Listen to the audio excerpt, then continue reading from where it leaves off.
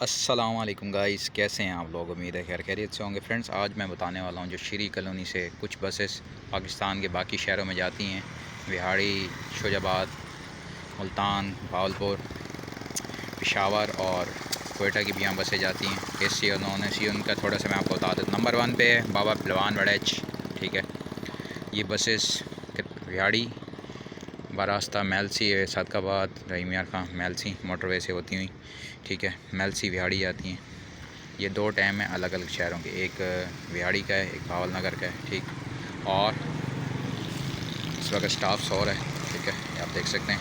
ठीक है, मैं इनका स्क्रीनशॉट ले लेता हूँ।